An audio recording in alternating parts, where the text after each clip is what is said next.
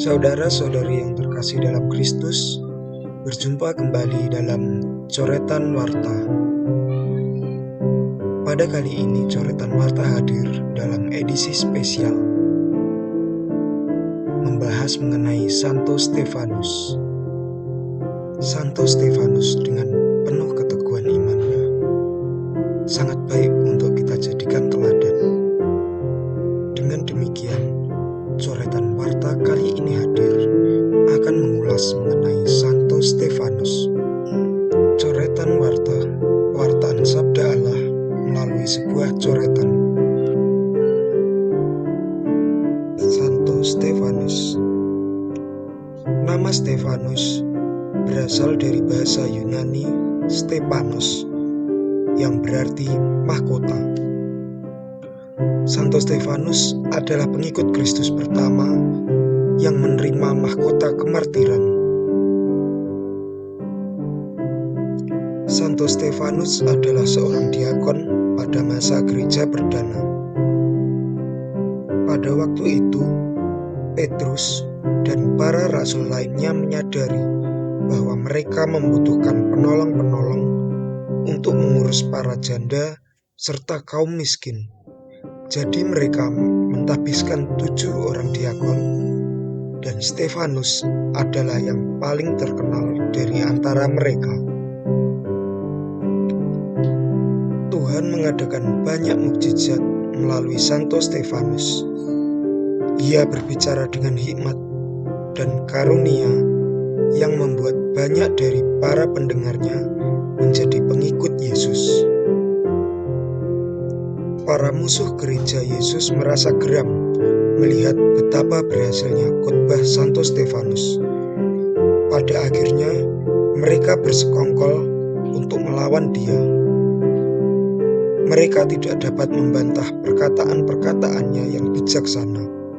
Jadi, mereka memerintahkan beberapa orang untuk bersaksi dusta terhadapnya. Saksi-saksi itu mengatakan bahwa Stefanus telah berbicara hujat terhadap Tuhan. Akhirnya, Santo Stefanus dibawa dalam sidang mahkamah agama. Dalam sidang itu, Stefanus berbicara tentang Yesus dan menunjukkan bahwa Yesus adalah Mesias yang dijanjikan Tuhan. Mendengar pernyataan Santo Stefanus itu, mereka menjadi geram dan amat marah, serta berteriak-teriak kepadanya. Para musuh Santo Stefanus menutup telinga mereka dan tidak mau mendengarnya lebih lanjut.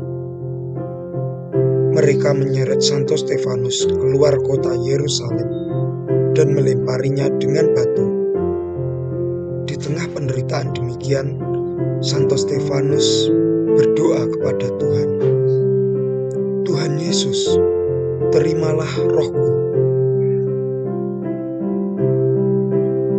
Kemudian ia berlutut serta memohon kepada Tuhan untuk tidak menghukum para musuh yang membunuhnya. Tuhan, janganlah tanggungkan dosa ini kepada mereka.